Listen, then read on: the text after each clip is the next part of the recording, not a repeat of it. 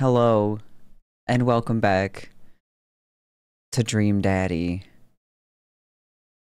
Let me unmute the game. We are here once again. Oh. Oh, hey, Karma. How are you? We're gonna find me a Dream Daddy, Karma. If you've not seen the first two parts, you're in for a real treat. Sorry, I'm fixing my mic. There we go. I don't want it to peak. I don't remember where we left off, but I do know we're gonna go on a date with Craig today. Shit, my dick. You're so right, that's what I forgot. I knew I was forgetting something. Shit. Once again, professional. Super professional.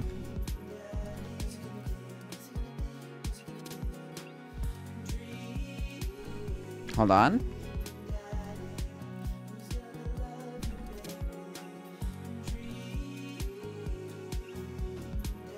Hold on.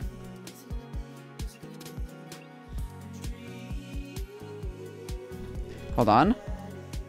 Okay. There we go. I did it. I'm so professional, Karma. I'm super professional. I didn't do that just now. Don't worry about it. I'm professional as fuck. We're just gonna load into here. Oh, the poker game. Holy shit. You've got dads. Okay, we've got dads. Oh my god. Okay. Has our daughter said anything new? No. Has Craig... Okay. Okay. What is this? Okay, we've done this one. Okay. So here's the lowdown, Karma, since you don't know, is we've gone on one date with Hugo, one date with Matt.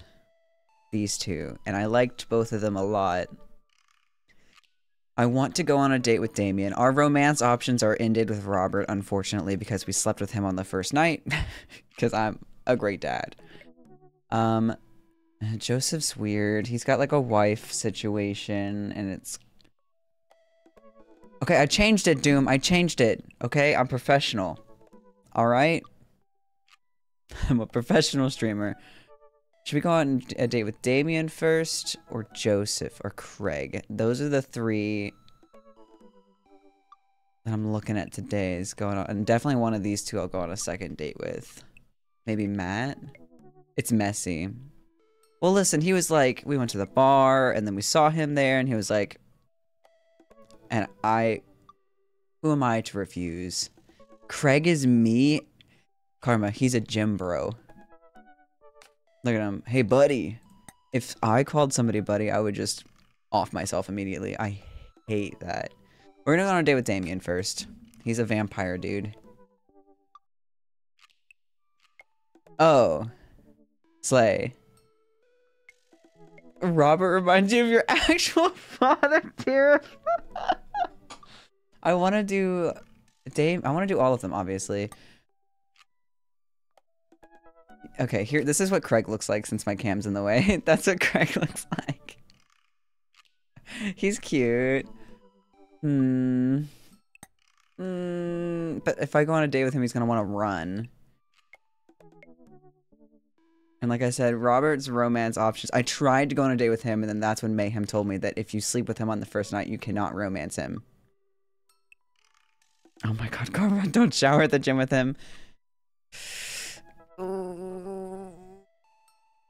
Okay, we're gonna go on our first date with Damien. We're gonna do that.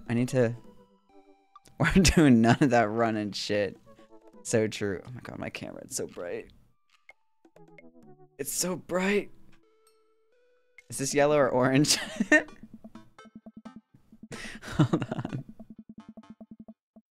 on. Damien seemed really interesting. A little odd, but interesting. I think I should hang out with him to get to know him a little better.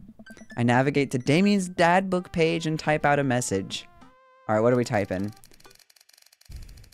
Immediately no. Hey dude, you seem cool. We should hang out sometime. I hate our dad. I hate him. Oh wait, I should turn my light on. Hold on. That's why it's really bright, because without Riz. Because I'm sitting in darkness. Hey dude, you seem cool. We should hang sometime. Damien's typing. But then he keeps typing. And typing. And is this guy writing a novel? I leave the computer to make some coffee. What am I, karma? ... And he's still typing. I sip my coffee and the computer finally dings. Please be one word. Oh, I thought it was just a one word. He's like, nah, that's cringe as shit. Okay, okay. Alright, he said manatee. Oh god, no, no, no, stop it. Oh jeez. Oh please, why can't I scroll up? Oh no, no, no. Okay, okay. I must confess my excitement to be receiving your kind letter, for, as you see, I do find myself available to enjoy your company. Not that book. I must ask, wait. God, it's too much. I must ask for your forgiveness.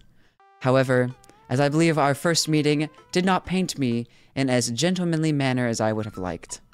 I would... Sorry, I'm dying. I would be highly flattered to enjoy your companionship at my residence for an afternoon tea and a stroll around my garden, should it please you. Till then, adieu. Yours humbled, D. Bloodmarch. Holy shit. Okay, I stare at the screen and reread the letter several more times. This guy's insane. Oh. I forgot what we look like every time. It's amazing every time. Hey, Amanda. Can you help me with something? Aww. This is our daughter. She's awesome and she's really cool and she's way better than we are. Dad, for the last time, I'm not popping your back pimples. Oh. No. No, can you interpret this for me? I turn the computer to Amanda and she squints at Damien's message. The Sailor Moon eyes are the best. I don't know what you're talking, and the little like cat mouth. He does have my hair though, so that's about the only feature that he has of mine. I just don't understand net speak. Like, is this how you kids communicate with each other now? Sure ain't. Oh, totally. This is the hot new thing. See, Dad, kids got over saying LOL and LMAO or whatever and decided that what we needed to do was bring it back to the 1800s. So true. Cherry! So what did I do? Where's your pen and quill? Holy shit. What? Did you forget to unpack the pen and quill, Dad? How will we address the noblemen in regards to your upcoming debutante ball? Okay, now I know you're messing with me. Lord. Father, without a proper chaperone, you'll never end up with a suitor worthy of our land. I'm fucking dead. Or our dowry. Or... So you read Pride and Prejudice for school one time, and now you're reciting things you know about it back to me, aren't you? Like the first 5 pages that I read a review of the movie. Still gotta be, though. That's kind of what I did in high school, too, not gonna lie. Great. So what do I say to Damien? Yeah. I got this. Okay, Amanda, please save us. She reaches over me and types on the keyboard. Okay, here we go. Sure thing, dude. Regards. Manatee. Oh, I thought she was gonna misspell it. I just saw the 1 E. Man hits send and smiles at me. Well, I suppose that's that. Easy. GG easies. I'm sorry? Is this the same cul-de-sac that we live in? There's no way. I make the short walk over to Damien's house. Well, I guess you can't really call it a house. It's more of a manor. Estate. The Gothic architecture looms above the other homes in the cul-de-sac. So you're saying he got money. How would I have not? I don't know how we haven't noticed the manor until now. But he got money? I walk past it. The gargoyles are so cute. I walk past a couple of gargoyles guarding the front door and look around for a doorbell. There doesn't seem to be one. Yeah, you gotta hit the little thingy. I pull the large, ornately carved bat's head door knocker back, and a hollow sound echoes throughout the house as I strike it against the door. I wait several moments before the door slowly creaks open. This isn't ominous at all. We live in a ranch on this motherfucker in Transylvania, so true. This dot. Is this where we die? I've read Dracula. I know that we're gonna get kidnapped. It's a little creepy, but I enter the home and take a few steps into the foyer. I wanted to say it like that because I want to be fancy. Noting the oil portraits of who I assume are dead relatives hanging on the wall. The dog. The dog, dude. The skulls? Damn, this guy's living lavish. As I'm admiring them, the front door slams shut behind me. Not ominous at all. Hello? Silence. An oil lamp in the corner flickers dimly, casting ominous shadows against the wall. Why do I feel like all the people in these paintings are staring straight at me? Why is it so cold in here? Where's Damien? It's time to hop out the window. Oh, he should have said abode. Manatee, pleasure to have you in my home. I look up and see Damien standing at the top of a majestic staircase with a walking candle holder. What's with the door slamming shut? Oh, sorry, there was a draft. Is that not his child in the center? I don't know. And the door creaking open when I knocked? Oh, I accidentally left the door unlocked. Not the hand. He's so sassy and so gay. I love him. And the creepy oil paintings? I like oil paintings. Oh, now he looks sad. Sure, there was a draft, literally. I actually really like him. Right. Right. Please, let me show you around. He's so excited to show me his place. Okay. Alright, let's see what we got here. Damien leads me around his house, showcasing his parlor, sitting room, auxiliary sitting room, and the parlor again for some reason. He's a little nerd and I love it. He's like a history nerd.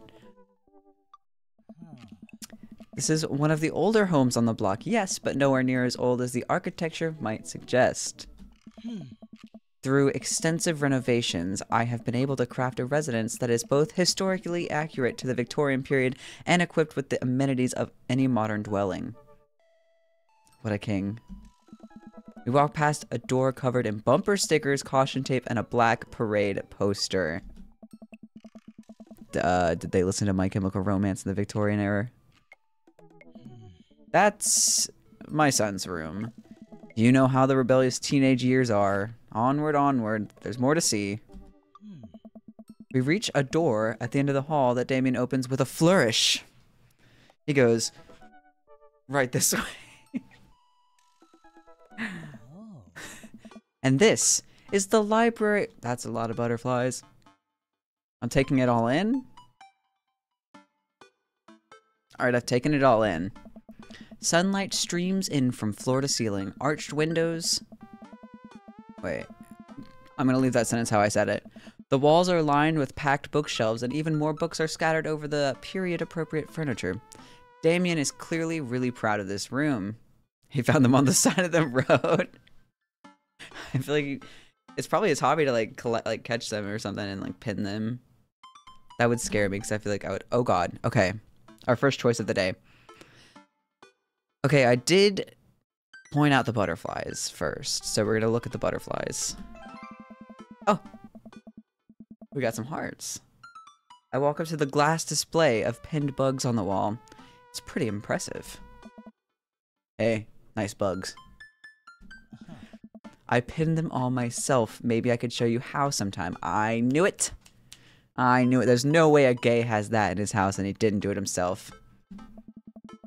I'm concerned I would stick the pin right through my finger. The Pinner's Gambit. Is that a thing? No.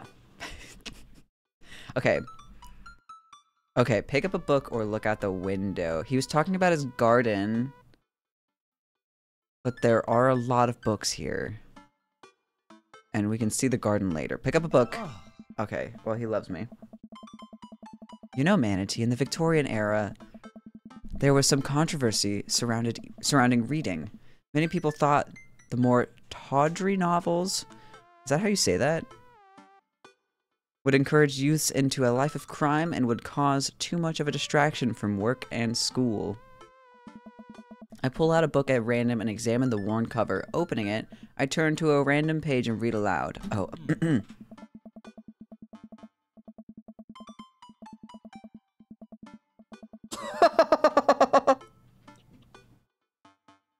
no way we found his Naruto fanfiction.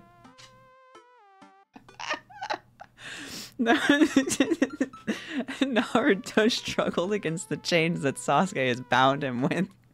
Shirtless and out of breath, he looked up at Sasuke. Sasuke smirked on putting his ninja pants. Damn kids and their books, they do nothing but sit around and read. You're so damn right, Jackal. I'm so red. Okay, I think that's enough. We found it. Well, Damien snaps the book shut and puts it back on the shelf. Alright, I love Damien. That's a rare book from my private collection. Let's look out the window. I walk to the window and I'm greeted by a beautiful view of Damien's backyard. It showcases a beautiful view of the rest of the cul-de-sac. Hey, I can see Craig on his lawn. He's doing push-ups with his daughters on his back. Fucking Craig, dude. Damn. Slay daddy.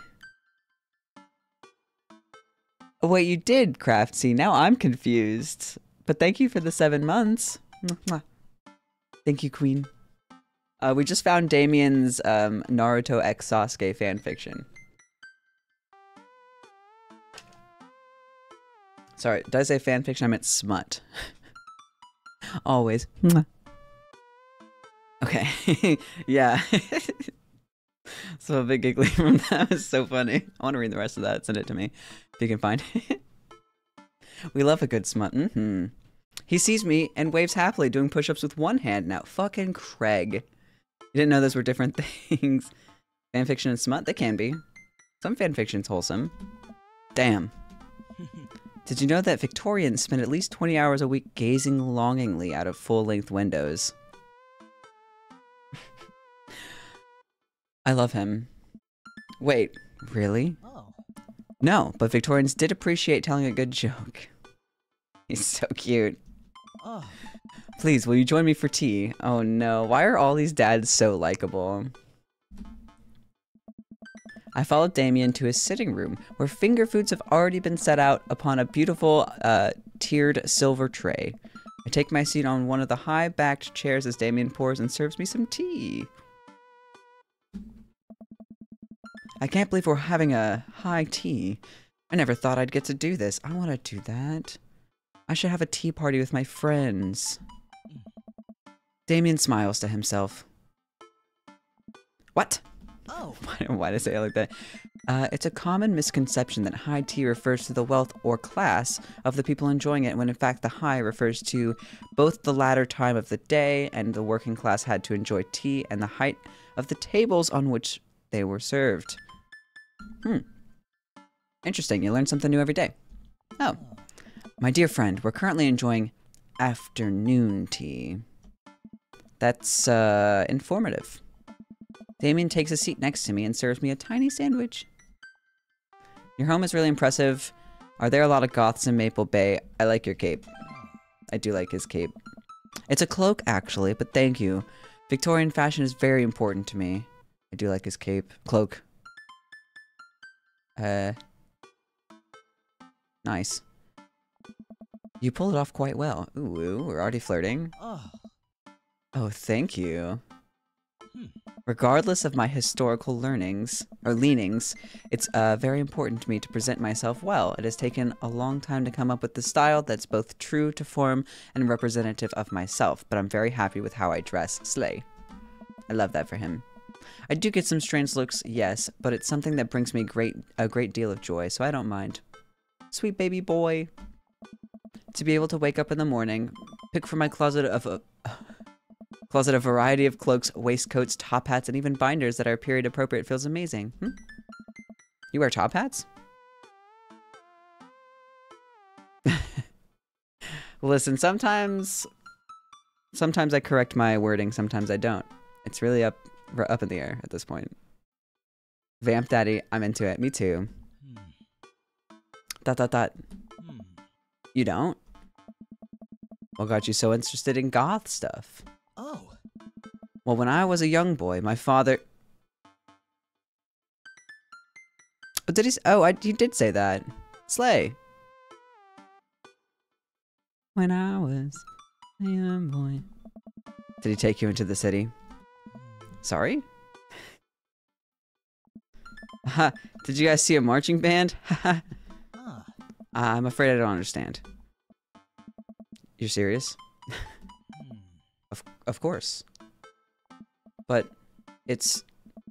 you know, the song. Amanda made me listen to it. Dot. He's so serious. Seriously? I'd love to see a marching band. You sweet summer child. Dot. Nevertheless, I've always had a love for art, history, and fashion. It's like...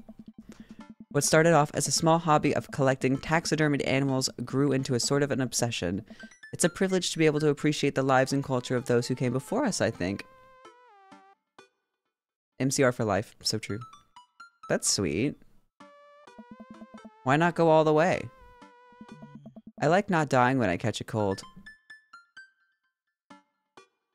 So very fair. He takes a sip of tea.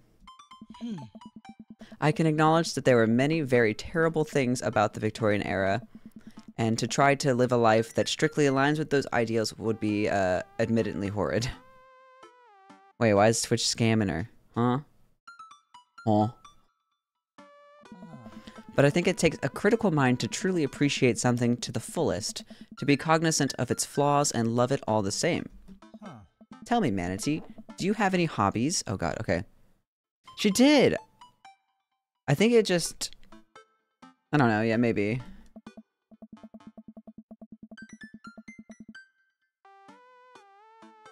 Oh man, I do, but I don't know if I care about anything the way you care about this stuff. Well, I'd love to hear about your interests. Hearing someone talk about the things they're passionate about is intriguing and quite honestly rather attractive. Please, do tell me about your hobbies. Okay. Quick, something sounds sophisticated. No. I like watching soap, making videos on the internet. I really do like that. Love me some word jumbles. I learned how to juggle once. Okay. I don't know if he actually learned how to juggle. I don't know our character. It's supposed to be us. Call me daddy. Okay, never mind. Okay.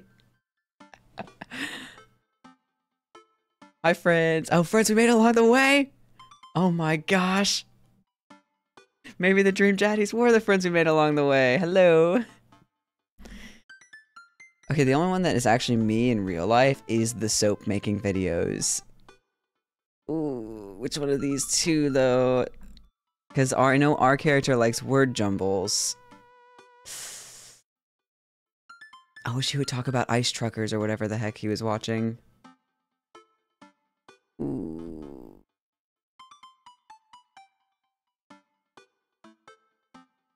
Okay, we're just gonna pick that one. Soap without Riz. Soap is an important advancement in modern society. Getting rid of germs and stuff. I would say that the people who make soap are the true heroes here. To watch them work is an honor. He's got no Riz, dude. I tried making some with Amanda once and we both had to go to the doctor for the rashes. Which I guess goes to show that we should leave it to the professionals. Oh my gosh. Okay, he seemed very neutral about that. We finish our tea and finger sandwiches. How delightful. I love him. Come, I have one more thing to show you. Okay, he said something about a garden. Is that where we're going? Yes! Holy shit, it's colorful. Damien takes me around the back of his house where a variety of flowers flourish in beautifully landscaped rows. A small stone path weaves through it and butterflies flit lazily around through the air. Look at this garden. More gargoyles. Slay. He agrees. Wow. It's very colorful. I'm taking it all in. Oh. He's so proud. My garden. It's beautiful. Thank you. Oh. Victorians took flowers and floral arrangements very seriously. You see, it was considered uncouth to discuss personal and romantic relationships in public, so lovers and friends alike would use bouquets to send secret messages to each other. Each flower and plant is symbolic of different feelings. Cute. I think I might have, when I watched Bridgerton, they might have talked about that. I don't remember though, it's been a while. Even more interesting is that one flower could mean different things depending on the other plants it was paired with. One had to be extremely careful, as even the style in which the ribbon was tied around the bouquet affected the message. Holy shit. Damien leans down and plucks a gorgeous bright orange flower off a vine. Lilium bulbiferum. The orange lily. What do you think this one means? Well, it's orange, so my loins are ablaze. Thou art the tightest. 3 cheers for sweet revenge. Orange lily. Lilies are usually representative of death, right? So it's probably revenge. Okay. The orange lily is actually symbolic of pure hatred. Slay. Because a white lily is death, so I assume lilies are not good. Well, and that's precisely why floral arrangement is so challenging. What's your favorite type of flower? Snapdragon, honeysuckle, sunflower. Out of those 3, sunflower easily. They remind me of sunshine, and then you can eat the seeds as a delicious snack. What a practical choice. Out of those 3, that was the best option. They didn't have daffodil on there. My stomach grumbles. Oh man, now I want sunflower seeds. I'll have to remember that when I put together a bouquet for you. Oh, that when I put together a bouquet for you. He's gonna make us a bouquet? Oh my gosh. He would put together a bouquet for me? Nobody's ever given me a bouquet before. I follow Damien down the footpath and admire more of his beautiful flowers. Suddenly, a phone rings.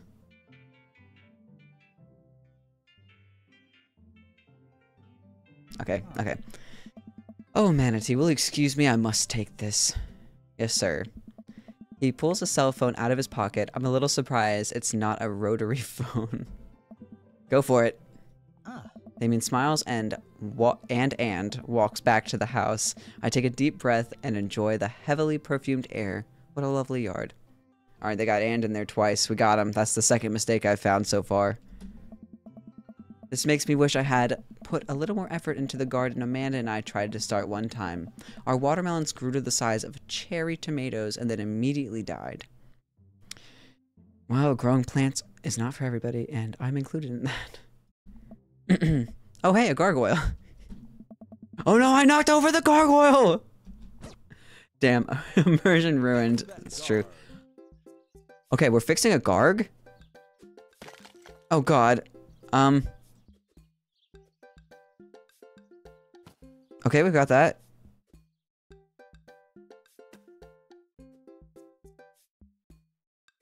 Oh no!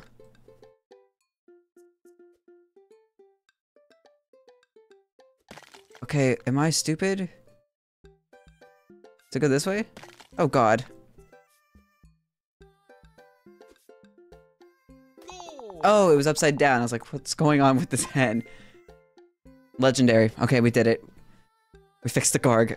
Dad tip 54. Have you ever read Rich Dad, Poor Dad? Is that a thing?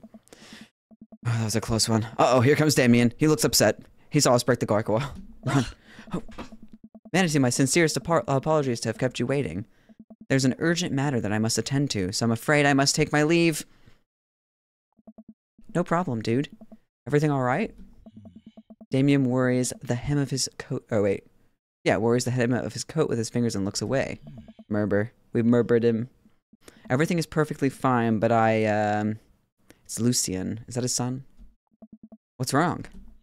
He appears to have, well, his teacher needs me to come to his school. Post haste. Do you need help? Oh no, you don't have to. Let me come with you. Us dads gotta stick together. You're right. This is one of Lucien's more elaborate stunts. I would greatly treasure having another parent by my side. I'll be by your side. Okay, let's go. I'm sorry, it's my baby boy Hugo. I forgot. He's at the school. Damien and I walk into the school and are immediately greeted by an anxious-looking Hugo. Hey, Damien, you're here in record time. I wouldn't miss it for the world, dear friend. They look like they do not like each other. Wow, whatever it is, it doesn't seem like this is Hugo and Damien's first time to the My Kids in Trouble rodeo. What is it this time? Oh. Damien, you have to see to believe.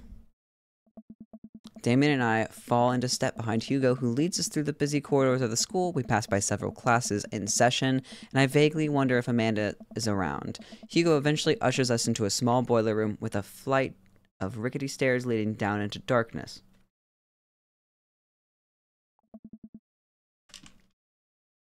Watch your step. I can hear faint voices drifting up from the basement. They don't sound happy. As I'm led into the depths of the school, I recall the antics I got into as an angsty middle schooler. At least I had enough sense to stay out of creepy basements. Why did the music get creepy? Oh, Lucien's name is familiar because he was that punk who told us the wrong direction the first time we had the parent-teacher conference. Okay, I get it.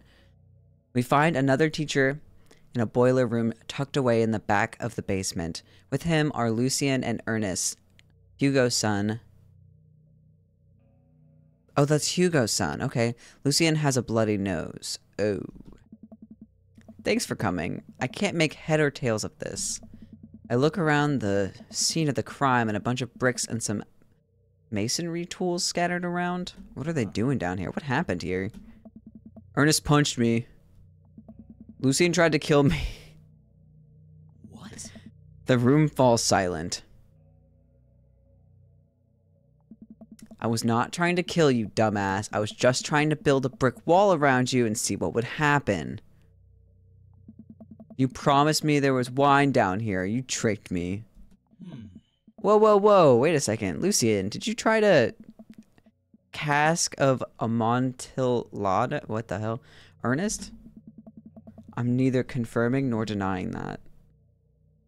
Dude, what's wrong with Ernest's face? Why is his eyes like that? Is he high? I turn to Damien and whisper to him. Okay, we're gonna do a whisper. What's up? What's a cast of Amontillado?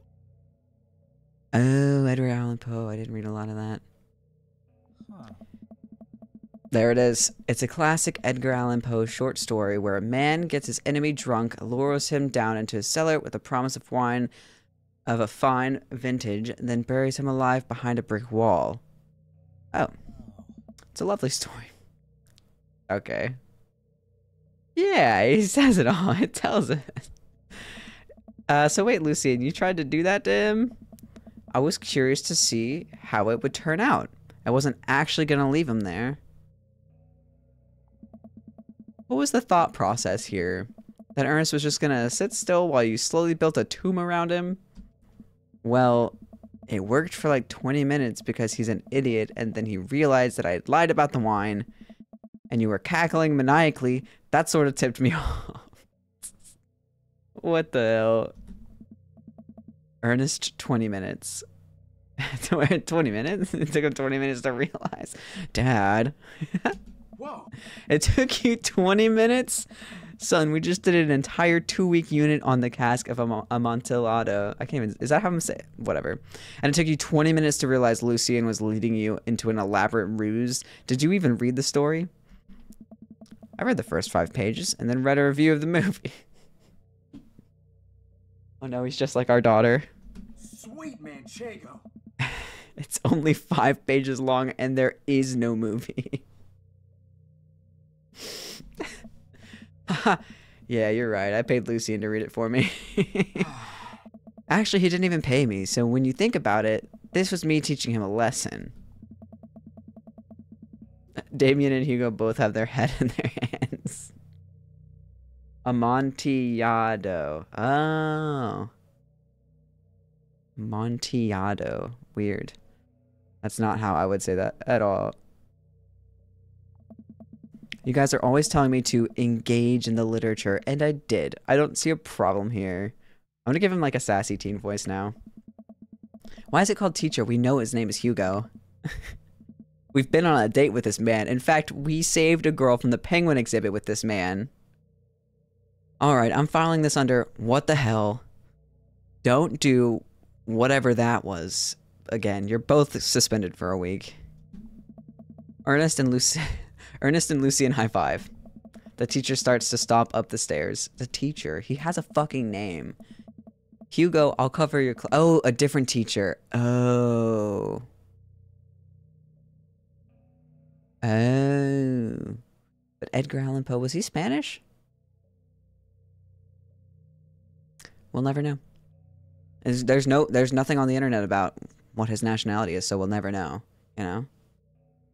Hugo, I'll cover your class. Take your son home. Mr. Blood March, you too. Thank you for your mediation. I didn't realize there was another teacher there that whole time. That's on me. We all head up the stairs and out of the school in tense silence. Amontillado is a Spanish wine. Oh, okay, that makes sense then. Lucian, Damien, and I pile into my car. Why are we taking my car? Okay. And begin the drive home. Lucian immediately puts his hood up and stares out the window angrily. I'm not going to therapy again. Oh, kid. Oh, kid. Damien, ... He's so cute when he's pouting. Look at his little face. I know, son. It's entirely up to you whether or not you want to go. But I care about you, and I can see that you're struggling. So if you do decide that you would like to speak to a professional about your feelings, we can do that too. Maybe you can spend this next week looking for a summer job, I know how much you want your own car. I can't believe Damien's keeping his cool. I'm impressed. ... Fine. ... Thanks for not freaking out too hard. I think he's a good dad. I love you, son. He's such a good dad. Lucian continues staring out the window. ... I love you too. I'm gonna cry. This is so wholesome. We spend the rest of the drive in relative silence. That's so cute. Okay, I forgot this was his house. The moment we pull into the driveway, Lucian hops out of the car, slams the door, and runs inside. I didn't expect to have that conversation in front of you. He and I have a lot we need to work out. It's alright. In all things considered, Lucian's bricklaying was pretty good, so there's your silver lining. He could have a job in construction when he gets older. So, something to consider. There is that, yes. He's probably going through a phase. I really admire how you handled that. I really do admire how he handled that. You were a lot more diplomatic with him than I would have been. Why did I say that like a robot? I just want what's best for him, and I don't think yelling at him would do either of us any favors. It rarely does. You're a good dad. Huh? We got the eggplant emojis. See you around soon? It would be my honor and my pleasure. You should get a job at Chick-fil-A. Damien bows with a flourish. There we go. Classy. I was like, who's hitting at me? You trying to fuck? I come home to find Amanda curled up on the couch with a blanket watching TV. I plop down next to her. Yo. What you watching? Tiny House Hunting Brothers Extreme Edition. Nice. Ugh, I hate this show. I don't. Fuck you, me. The couple on screen bickers back and forth while standing in an extremely small house made out of recycled bottles. The Tiny House Hunting Brothers watch them with bemused expressions, both of their heads touching the low ceiling. God, that sounds like hell. I told you I wanted a 2-bed, 2-bath, shabby chic cottage. This house doesn't even have a bathroom. But honey, the outhouse is only 20 yards away. It's not that bad. I am not pooping outside, Greg. Why don't they just get a regular sized house? I don't know. How'd afternoon tea go? It's always fucking Greg, T-Riff. It's always Greg. It got strange. Had to go to the school to pick up Lucian since he tried to... He lured Ernest down to the cellar with a promise of a fine vintage and then tried to brick him into the wall, right? She's too smart. How did you know that? Has everyone read this story except for me? Yeah. Lucian livestreamed the entire thing. Alright, that kid's incredible. That kid's awesome. This entire day is beyond me. But otherwise, it was a fun day. That Damien guy's a character, but he's really good company and surprisingly diplomatic dad. I dig his style. You know what? Me too. King. That's king shit. Live streaming that? King. Okay. Okay, we got some family fun. What the f- Have you considered taking part in the goth lifestyle? Why is one of them for Mo or Poe? Okay. Family fun, flip up sunglasses, bat. Oh, Josama? Oh, is that? Yeah, we got daddy points. It's fine. Okay. Welcome. You've got dads. All right, we've got dads. Oh God. Okay, wait. With Hugo and Damien, are we up to anything tonight? Hugo and I were planning to go to the art walk downtown, and we're wondering if you care to accompany us. Uh-oh. Oh, it does mean uncle. You're right. I would normally write a letter longhand, but I've run out of distressed parchment paper. Whoa.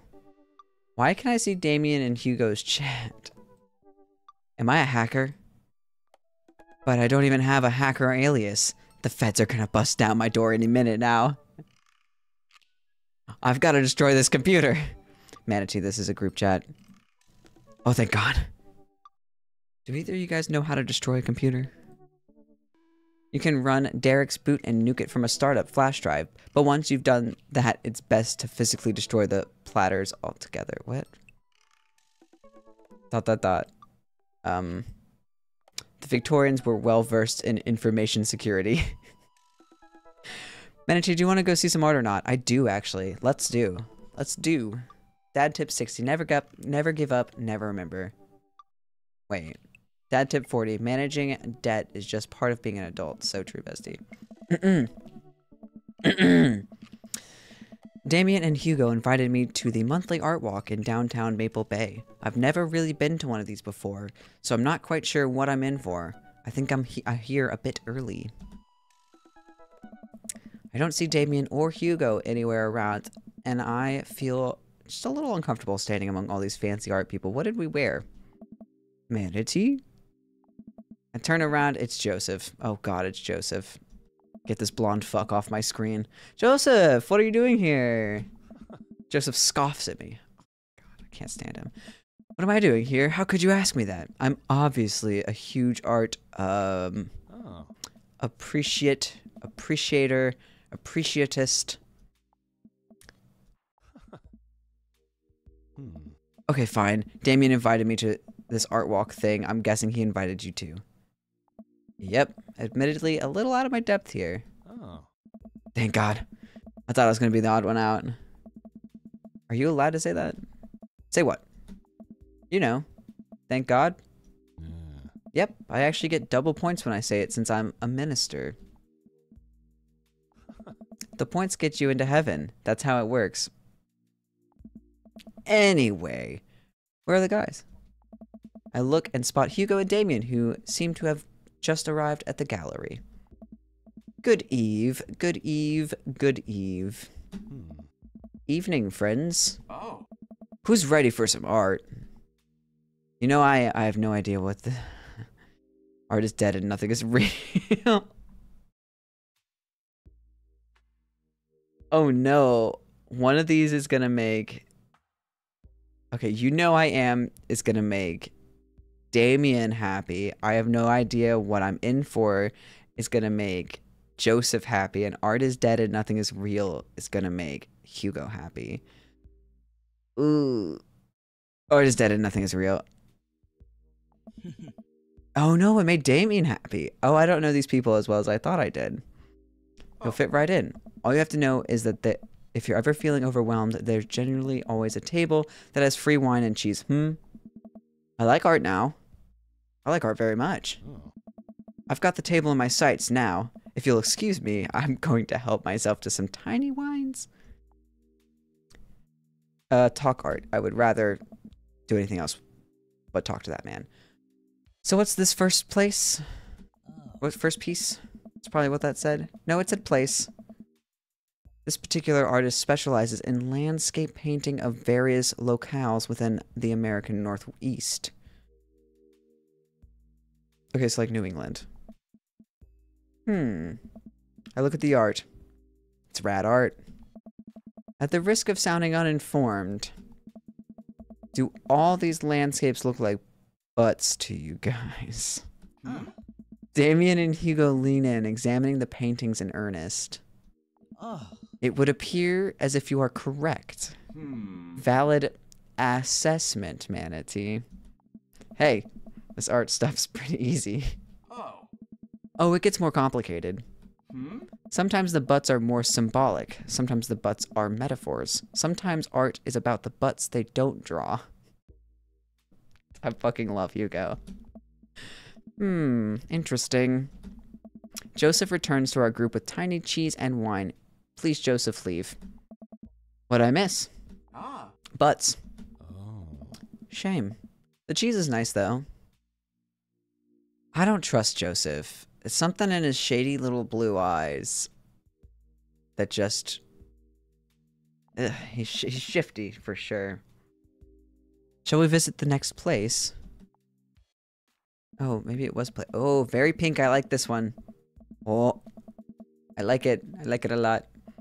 We leave the first gallery and walk a few minutes before we reach another one. This gallery is a bit more crowded. Huge paintings of...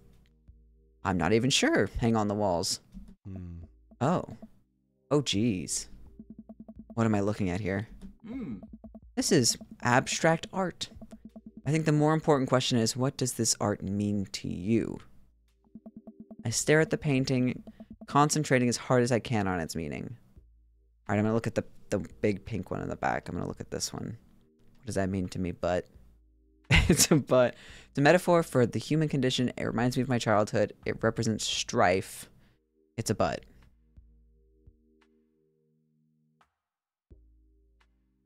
Oh no. They're all looking at me expectantly. Okay. Will they think it's funny a second time around? Oh god. Oh god, what if they all hate me? Okay. It's a butt. It's a butt. Oh. Everyone else stares at the painting. Yeah, that's definitely a butt.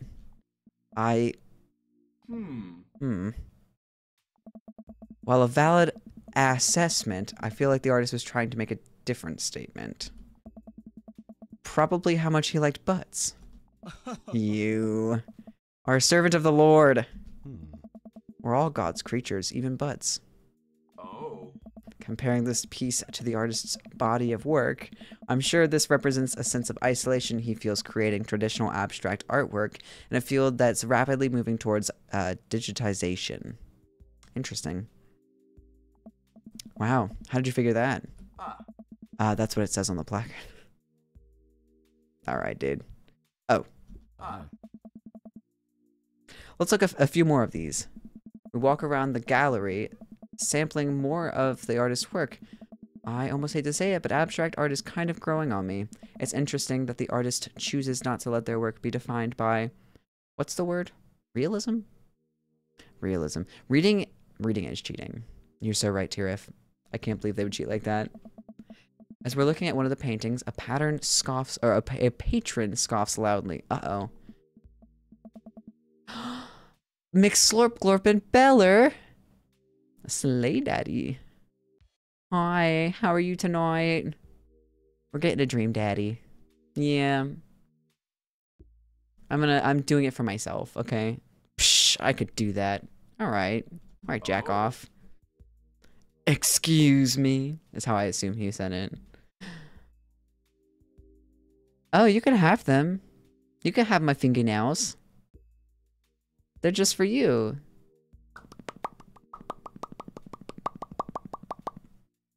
What? Hugo, not here. Are these two? Okay, never mind. I'm getting flirtatious vibes from all of the dads and also the dads with each other. Slate. With each other. Oh, Bella, if you just type out regular slay, something special happens. Hold on. Something amazing happens. Nightbot does it too. I've made Nightbot gay. Slay. Hugo, not here. No, come back here. Oh god, is he confrontation? The patron walks by, not noticing Hugo's fuming right next to him. You say you could do that, but you didn't. You don't seem to have the intellectual depth or the artistic skills to execute a piece even a fraction as impressive as this one. Shit, dude. Art is the truest expression of the self, and it seems like yourself is bad, so your art would be bad. Damn, he said you're bad, you should feel bad, and your art's probably bad. Damn. Okay. Hugo's insult game isn't the best, but there's no denying his passion. Damien is holding him back at this point. Oh. Interesting, Craftsy. Oh. Yeah, and that patron's ugly and has no bitches. Not you, Craftsy. Well, that's interesting, Craftsy. I hope it was the second one. I hope he got called a slur. Okay, don't take that out of context. Yeah, who do I need to hunt down to Morber? I mean it in a good way. Yeah, not you, the patron. The patron's being a butthead. Friend, he's not worth it. Damien is too. Aw, his little squunched up face is cute though. Hugo manages to cool down. He smooths his jacket. Is that a yellow jacket or is that brown? Is that brown or yellow? Very not straight, but he didn't react to them. Oh yeah. I mean, don't you have colored hair? You're one of them colored hair pronouns having bitches. Cause same. Orangey. Is it okay? It is orangey. Is it orangey? Okay, maybe I am colorblind. Oh, weird. Late teens, early to mid 20s, dude. Weird. I'm sorry, I just love art very much. Oh, and I've been making a mockery of this. We know, buddy. I pat Hugo on the shoulder. Uh-oh. You know what would ease the mood? Is it cheese? Is it tiny wine? No. It's wine and cheese. I fucking knew it. Co-signed. The four of us head over to the wine and cheese table, which thankfully is grounded in realism and is actual wine and cheese. We got one less stop on the tour. You lot feeling up for it? Okay, what room are we going to? Is it gonna be any weirder than this art? Oh, is it gonna be Damien's art? Does he do art? It is absolutely weirder than this art. Oh, I hope it's Damien's. Let's do it. Hey. Oh, it's outside. Damien, Hugo, Joseph, and I walk over to a performance in the street. Several masked performers in leotards undulate wildly on the ground, screaming both at each other and at us. Norm McDonald. I'm sorry. Hugo cracks me up. So quick question. Oh. Shoot. What is happening? Oh. I second this question. Hey. Performance art.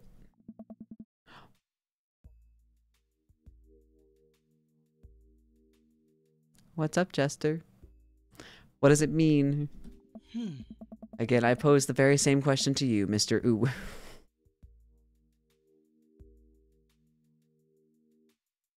This game is a joke. I love it. I love it.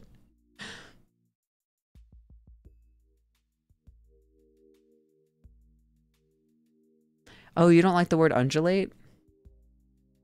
Bella, please get back from visiting my mother soon.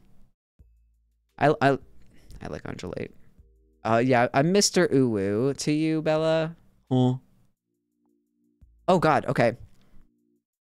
Okay. I can't say butts 3 for 3, can I? Okay, if I were to see this performance, they're like undulating and screaming at each other and screaming at us. Aw. Cat ears. Are they in here? They're in here. Oh God. I got him. Lord. Y'all have too many points. Here's the cat ears for you, Beller. Meowdy. Oh yeah, I made my Nightbot a country too. Alright, fear of existence, the very humanity of being human. Hey yo, Nightbot, it's saying meowdy to you. They really like screaming at butts. Okay. So I'm thinking 2 or 4. Do we say the humanity of being human, because that's funny, or butts, because we've said butts every time? Butts. I'm feeling we're doing butts. They might get a laugh out of it. Bella did it. She did do it. And now we've got cat ears for 30 minutes. Meow. Butts. What do you think they're trying to say? We do be liking the booty. Mm-hmm. Cake. I believe it's less about what they're saying and more about why they're saying it. I think there's something special about performance art. With almost every other art form... Wait, I read that backwards, but it's fine. Music, painting, photography. The artist uses their medium as a conduit for their emotions. With performance art, the medium is the artist.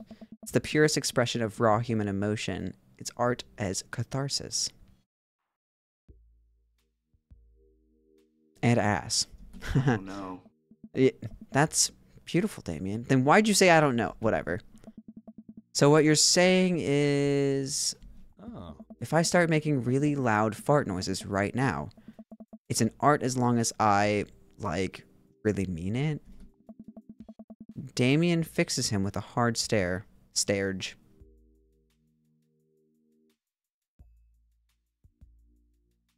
Hey. Dot, dot, dot. No, we're not winning any points with Vamp Daddy. I should have been more sincere this date. Oh, this isn't even a date. This is like a big booty. This is fine. I was gonna start making fart noises, but based on the look on your face, that joke isn't gonna play well with this crowd. Hey. Dot, dot, dot. Oh. Wise. Hmm. We watch the rest of the performance as earnestly as we can and clap politely after the dancers scream their way off stage. I really want to be in a performance like that. Phew. I think I'm all arted out. Agreed. There's some Philamery shenanigans happening here. It's so true. I wouldn't mind if it was just these two. I want this man out of here. Get this blonde guy out of my life. We all decide to walk home together. Oh, because We're all neighbors. Oh god, the boys are here. We make our way back to the cul-de-sac. Tiny wine and tiny cheese sloshing around in my stomach. Don't like that. He's too preppy. He's also a pastor. Or no, he's a minister. Not my favorite. Personally. I think what I've learned tonight, and not just what I've learned about art, which was nice and extremely informative, but what I've learned tonight is that when you put a bunch of tiny wine and tiny cheese together, it eventually becomes regular wine and regular cheese, followed by too much wine and too much cheese. Foreshadowing. Ick. I wish he was a cult leader. However, his wife is really weird too. The tiny cheese lulled me into a false sense of security. I felt safe with the tiny cheese. Wax wings too close to the sun. Oh. Cheese wings. Those would melt in the sun too. And I feel like it's more appropriate imagery. Plus it'd be delicious. A nice... Huh? I've never read that word before in my life, so I'm gonna skip it and ignore it. And pretend I didn't see it. Hey, if you guys were painters, what would you paint?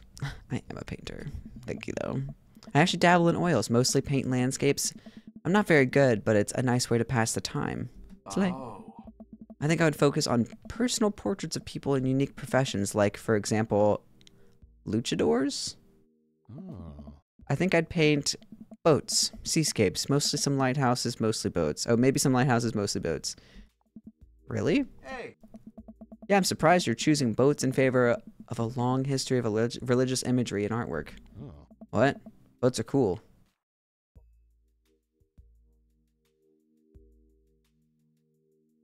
Push an after-school church? Absolutely the fuck not. What about you, Manatee? Okay, I'm gonna answer this one earnestly. Food, artistry, landscapes, tasteful nudes of the artist.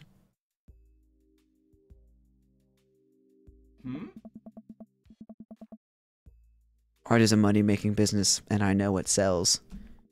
We finally get into the cul-de-sac. I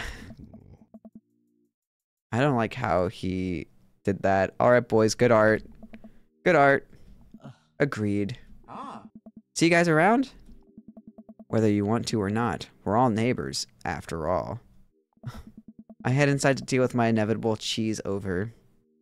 The girls are already in Girl Scouts. That's enough religious undertones for me. For one lifetime, yeah. Oh god. Dad tip 50. Try to drive in a way where you never have You've got dad. to use your brakes. I literally do that. Oh no. Dad tip number 50 read me for filth. Well, yeah, whether you want to or not was super ominous. Okay. Now I want to take one of the boys that we've already been on a date on to another date. Either Matt or Hugo. Matt or Hugo, Matt or Hugo, Matt or Hugo. We just saw Hugo, so maybe Matt? Matt's pretty cool. He's pretty dope. Matt is your fave. I like Matt a lot. He's super hot. Let's go with Matt. He's hot. Okay, let's message him. Dad tip 35. It's called masking tape for a reason. Dad tip 82. Eat a balanced meal every day that includes vegetable, fruit, and... did that say proteins or pancakes? Probably proteins makes more sense. Instead of messaging the guy, why don't I just walk over and grab some coffee? Feeling really sluggish today anyway. What I wouldn't do to live in a fucking walkable city, dude. Amanda! Amanda! Amanda! She sticks her head out of her room. Father! That's how I respond to my dad. You wanna go to the coffee spoon? Oh, so you get called cool once, and now you're the cool dad who hangs out at the coffee shops and listens to neo jazz and stuff. Amanda? Are you gonna bring your laptop and your leather-bound journal so you can work on your poetry and... Alright, dude. Why don't you just walk over and grab some coffee? Yeah, why don't I just walk over there? It's only an hour walk to the nearest coffee place. No big deal. Look, honey, do you want me to buy you coffee or not? Heh. Let me grab my laptop and my leather-bound journal. Alright, Slay. Oh, it's this kid from the show. Amanda and I make the short walk over to the Coffee Spoon. The place is quiet today, just a few people hanging out and reading books in the cozy little nooks. I walk up to the counter and see a familiar pierced face. I don't see a single piercing on this man's face. Oh, nope. Sorry. I think they are non-binary. I don't see a single piercing on this person's face. Hey, you were the dude I yelled at a bunch the other night. True. Amanda casts a sideways glance at me. Oh, okay, maybe he is a guy. I don't know. He tried to sell me shirts. And who might you be, miss? Aww. This is my daughter, Amanda, the person I am a father to and am very protective of. Ah, honored to make your acquaintance. My name is Pablo. Did I mention that I make witch house music? I wouldn't call it witch house music, but okay. Ugh. A piercing blow to my ego, though not one that will dissuade my need to impress you. I love him. My innate dad senses tingle. I am overwhelmed with fatherly protective energy. I must do something to protect my child. Change the subject. Defend witch house music. Reappropriate lines from Taken. Okay. Ooh, okay. I'm thinking of which one Matt would want me to do. No, I need to play like me. Okay, I need to choose the option that I would choose. In which case, I would almost certainly change the subject. Anyways, Pablo, I didn't know you worked here. Oh yeah, man. Today's my first day. Matt's still training me. Oh yes, he needed somebody new. We were talking about that on our first date. Manatee. Matt comes out from washing dishes in the back room to meet Amanda and I. He and I high-five as fellow cool people do. I see you've met my newest employee.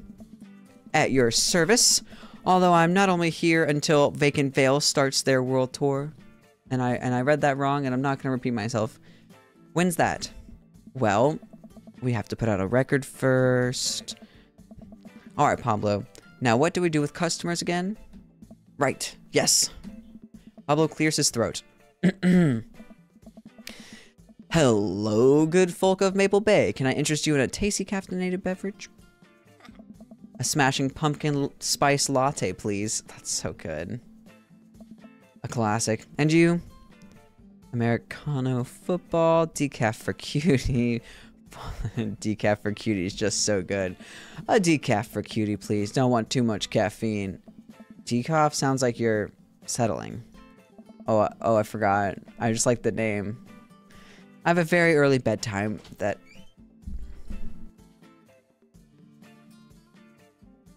I just can't miss. Sorry, somebody barged into my room. I just can't miss. Oh, The Sound of Settling is a Death Cab for Cutie song, which was the band this was a pun of.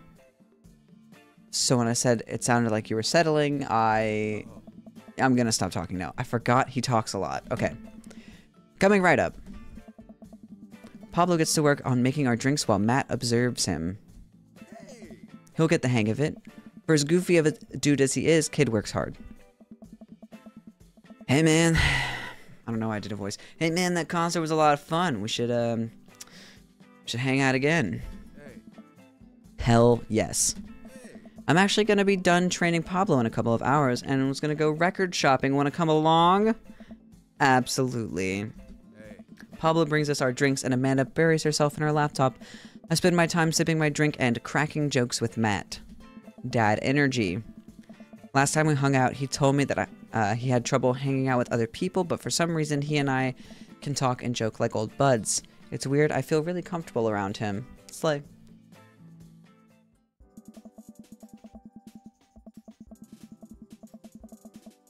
Once Matt feels comfortable leaving Pablo on his own, I say goodbye to Amanda and start walking to the record store.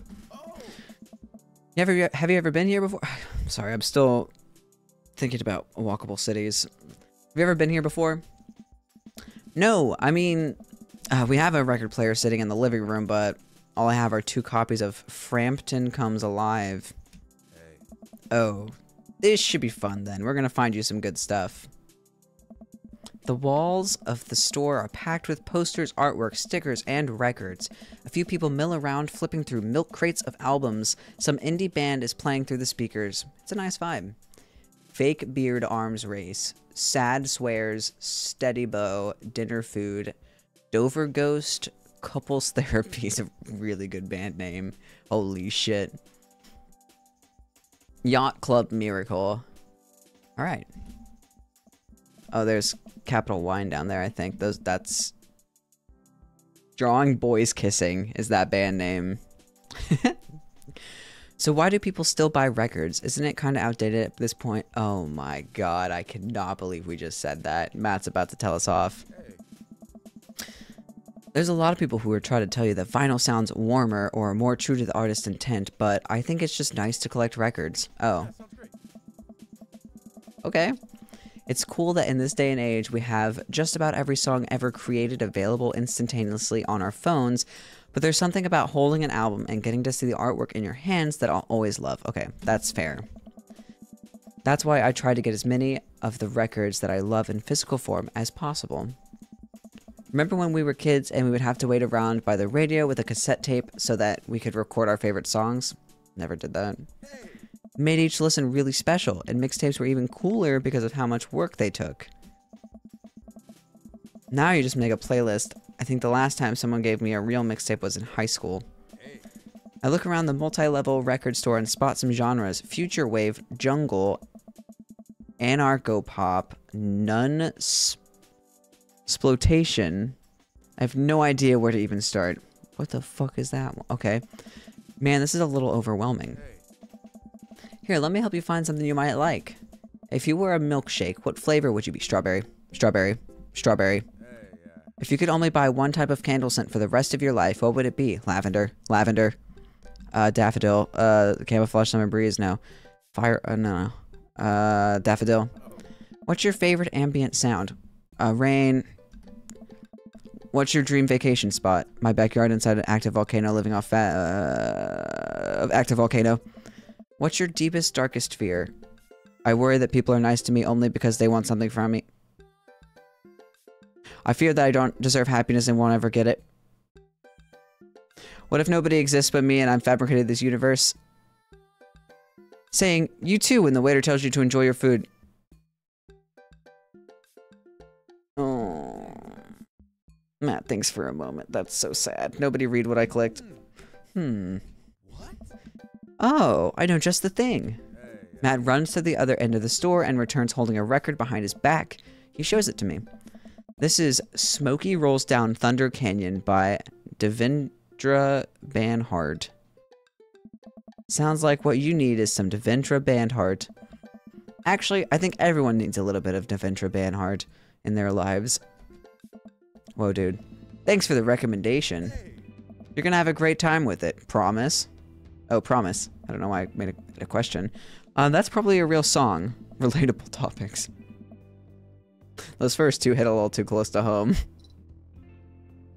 Matt and I bring our records to the cash register. A young girl with a septum ring and a buzz cut stands behind the counter with one earbud in. Usual stuff today, Matt? Just some light pickups. Matt places 3 albums on the counter. Swear I'm Good at This by Diet Sig. That's really good. Forever by Mystery Skulls and Greatest Hits by Remo Drive. Tight. The cashier rings Matt up and hands back his albums in a bag. She stares at me suspiciously. Who's the nerd? That nerd is my buddy Manatee. Manatee, this beacon of human charm is Molly. I got kicked out of art school for destroying my paintings at the end of every critique. Honestly, that's pretty goated. Lovely to meet you. Anyway, Matt, is the open mic night still on? You know it. Are the Third Waves gonna do a special acoustic performance? I might see if I can get a few of my girls together. Is it a girl group? There's an open mic night going on? Yeah, dude. We do it every month at the Coffee Spoon. Some amazing talent always comes through. Got a flyer for it right here. You and Amanda should come by that night. Oh, I will be coming by that night. I don't know if I should. Sophie! That was your name, right? I hope. Oh, God. My typical sad clown. I think it was. I had really fun playing Cody's with you the other day. We're playing Gay Dads or something. Play. Welcome in. Thanks for the follow. Mwah. Matt blushes. We love Matt. I mean, if you're not doing anything, Hey. will Vacant Veil be playing? Don't look at the cat ears also. That was, Trubella did this to me. You watched my garlic lobby? He died laughing. It was so fun. I had so much fun in that lobby, and I'm hoping to do another one soon because I think we all had a lot of fun, and it was a really good group. Yeah, I invited HMC and Ricky too, but they couldn't make it. Hey. If only. We'll never get to see Vacant Veil perform. I finished paying for my record and we head out of the store. We got 11 more minutes on the cat ears. Matt, what a trip down memory lane. I haven't been in a record shop like that since Vans had shag carpeting. I want to go to a record store now. I'm gonna make my friend take me to a record store because I know he loves going to those places. Now that you mention it, isn't it strange to think of all those weird little musical memories? How do you mean? Well, I think music is very time and place sort of thing. A song is important to me, not only in that I think it sounds good, but where I was and what I was doing when I listened to it. Oh God, I love him so much. He says everything that I think. There's music that reminds me of exes, of struggling through school, of being poor so that, being so poor that I didn't know where my next meal was coming from. All that stuff. And listening to those songs remind me of those moments of my life. Yeah, now that I think of it. Even the pop concert Amanda made me take her to is special to me. I mean, I'm not really a fan of the band, but hearing their songs on the radio reminds me of how young and excited Amanda was. Cute. And then that even reminds me of a younger me, going to see my favorite bands in concert with all my friends. We would always go to my friend Cynthia Chapman's house beforehand and smoke pot in her basement. Like we were so slick, her parents definitely knew what we were doing. Wait. When was the last time you smoked pot? I'm not a cop, I promise. Matt stops and thinks for a moment. It's been decades? Not decades. Dude, me too. Oh, we gotta talk to Robert about this. Where do you even get pot, Robert? Is that what the kids call it these days? Robert. I don't know. You should talk to Robert. I bet I can find out. Do you want to get high and listen to our new records? I absolutely want to do that to you. Matt pulls out his phone and starts texting. He's texting Robert. After a few minutes, he looks up and smiles at me. Ah, Molly. Oh. Says to me in an alley near the coffee shop. It's gonna be fucking Robert, and I know it is. I know it is. Okay, if it turns out it's the feds, you make a break for it and I'll take the heat. Just promise me that you'll raise Amanda like she was your own. You realize that weed has been legalized in this state, right? I definitely knew that. But we live in dangerous times. Who knows what lurks in the seedy underbelly of Maple Bay. We could find ourselves on the wrong end of the deal gone bad. Just look out for Amanda. I imagine I'm putting my thing on this and I look up at him in the end. Look out for Amanda. I swear. Oh, here's our guy. Coming around the corner of one of those nasty grease dumpsters, shrouded in darkness, is a lean figure dressed in all black. It's Robert. Excuse me, Mr. Drugman? Oh, Lucian? Surprised the person almost jumps out of their skin. It's Lucian, Damien's son. Huh? Who sent you? We're cool, man. We're cool. Says who? For all I know, you could be with the feds. Actually, weed is legal. Prove you're cool. What? I need to know you're down for it. Or you're down or I bolt. Show him you're not wearing a wire. Impress him with your extensive knowledge of current drug lingo. Cite mutually assured destruction. Look, man, we're trying to buy drugs from you, and we know you sell drugs. You have dirt on us, we have dirt on you. We're in this together now. Look, it's fine, I get it. Buzzcut Molly said you were coming. Buzzcut Molly. Damien is hotter because... Damien's hotter than Matt?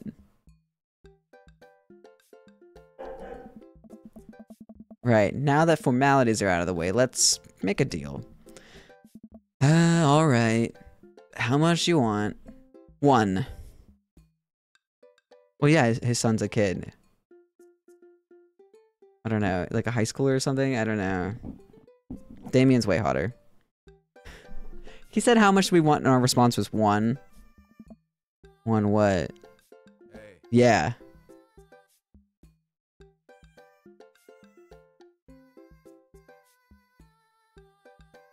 I can't. He means weed, Lucian. Yeah, but how much? You heard me. 1. Give me 1 weed, please. ... 1? Oh my god, look, here, take this and give me $10. Just don't tell my dad. Let's all forget this ever happened. I'm telling his dad. Kentel never did drugs. Well, he did. He probably just doesn't know anything about it. I won't tell your dad if you don't. Lucian hands me a baggie of something and disappears down the alleyway. I open it and take a deep whiff.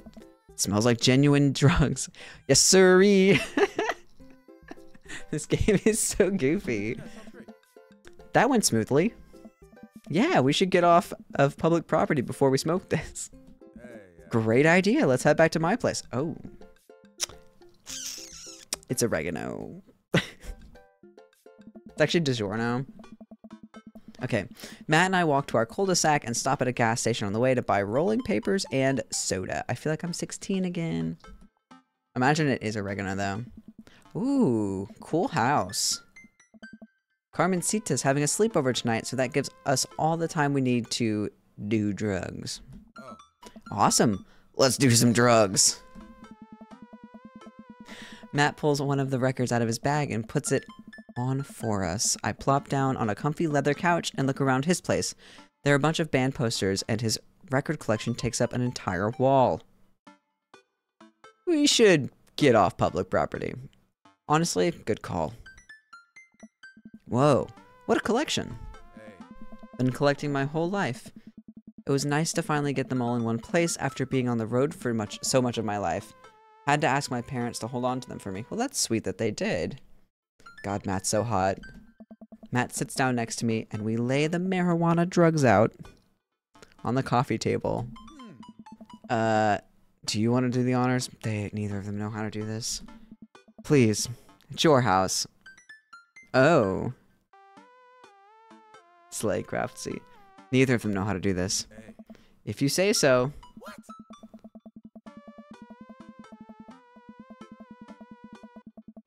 Matt pulls out some rolling papers and sprinkles some of the beatnik tobacco onto a piece. He starts rolling it back and forth and the paper breaks almost immediately, spilling drugs all over the couch. Spilling drugs.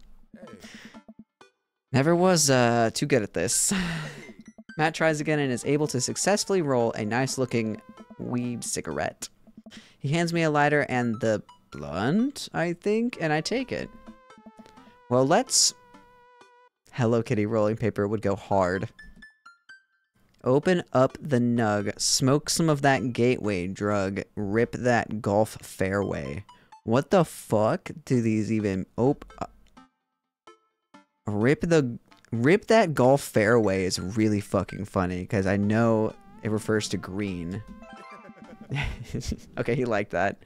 Yes, yes, let's do that. I like the... That's really funny. Golf fairway, huh? I light the joint and inhale deeply. ... This is not what I remembered. It's been a while, though. Maybe pot drugs have just gotten more potent since the last time I smoked. I pass the joint to Matt and cough a bit. Should it sting this much, or am I just a baby? Matt takes a hit and his eyes go wide. That's not weed. Oh god. Is it actually oregano? Did we develop a taste for meth? No, it's... Matt takes another hit and winces. Yep, this is oregano. Damn it! Craftsy, you called it. I sniff the air. Yeah, that would definitely explain why it smells like a pizza place in here. That little punk ripped us off. Oh well, we can still relax and enjoy the music sober. He's winking at us. You know what? You're right. Damn. Perfect. Ooh. We sit and listen through the Diet Sig album that Matt bought, which is catchy as hell. I bet these are all real bands. I look around the room again and see photos of Carmencita growing up. I spot a young woman with a huge smile in one of the pictures with the two...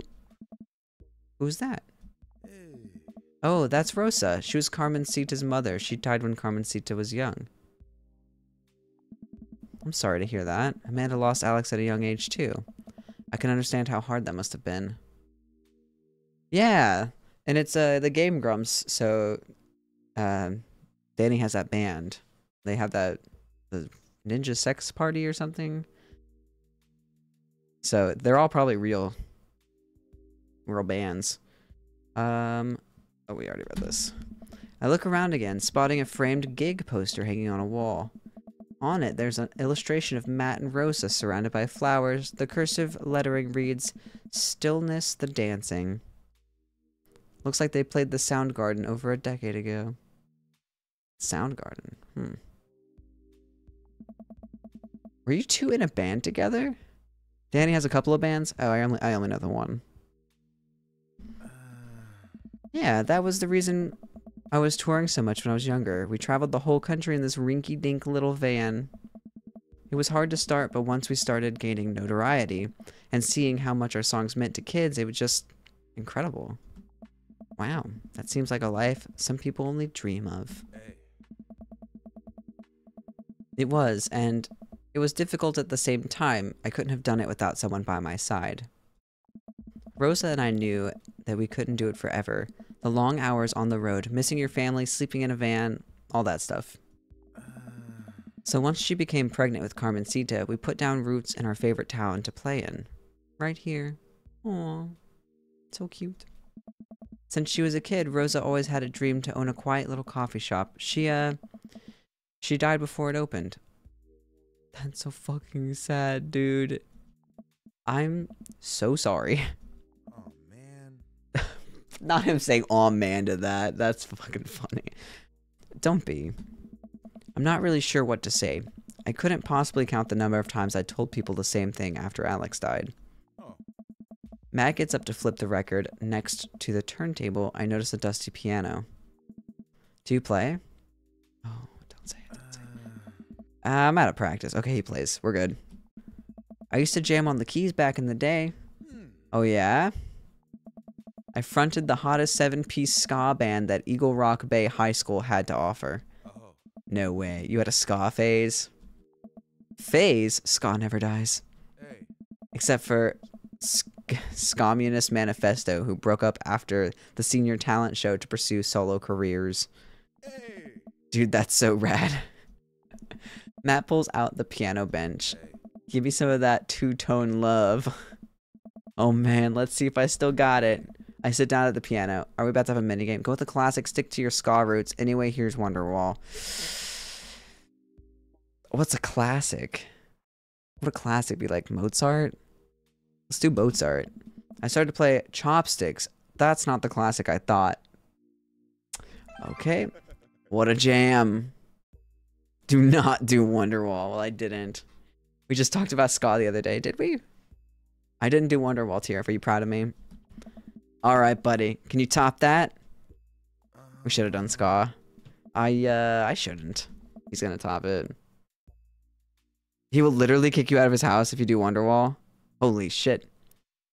Oh, man. It's okay, that's an old joke and it's not funny anymore. No, it's been 32 minutes. Bye, cat ears. Bye-bye.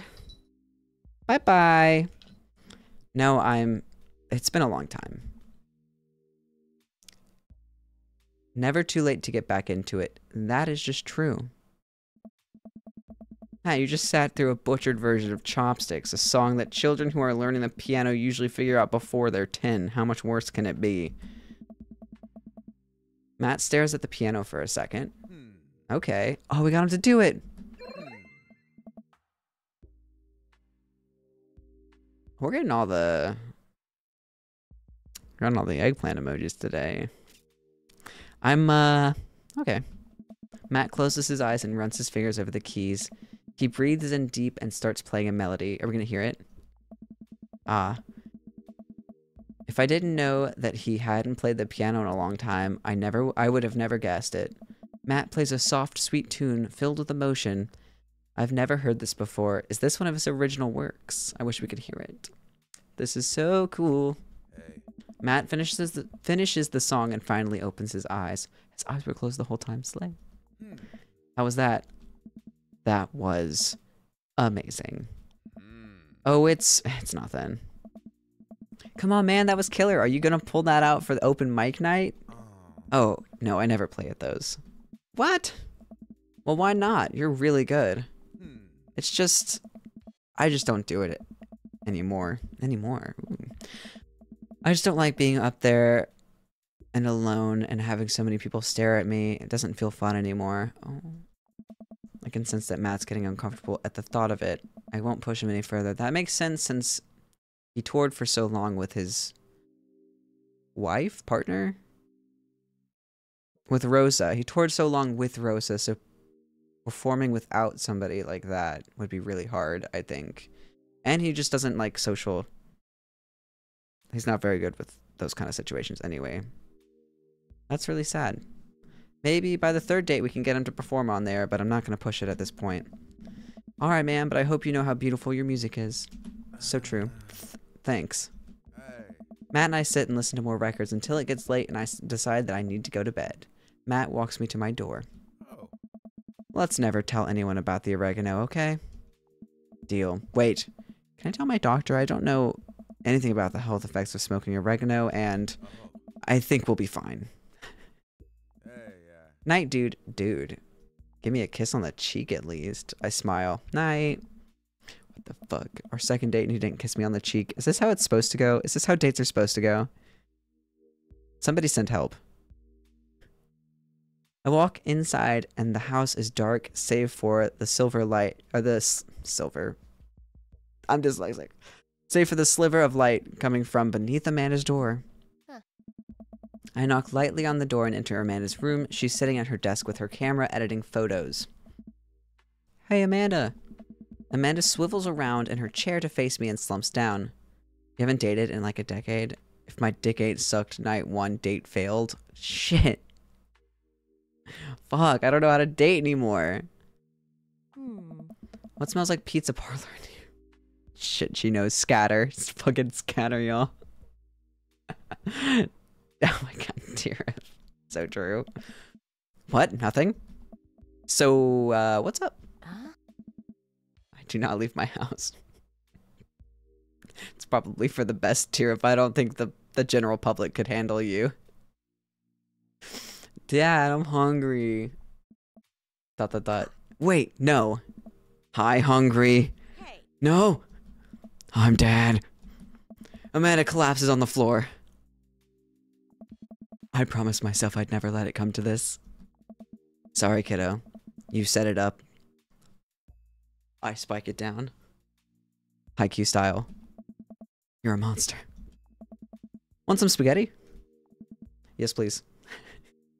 Tirif, am I wrong? Am I wrong, Tirif? Little chaotic goblin. Amanda and I boil pasta and heat up sauce in a pan. While I boil pasta and heat up sauce while Amanda watches. Despite my best efforts, I'm not able to set it on fire. How was record collecting? It was great. Did you know that Matt used to play in a band? I've done nothing wrong. Yeah, except get out of your cage. Please get back in it. Please, Tira, for the love of God. You've broken out of hell one too many times. Dude. No way. Was he good? I don't know if the band was good, but he played some piano for me tonight, and it was amazing. He played piano for you, dude? Yeah, I brought it up that he should play it at open mic night that's happening at his coffee shop, but he got kind of weird about it.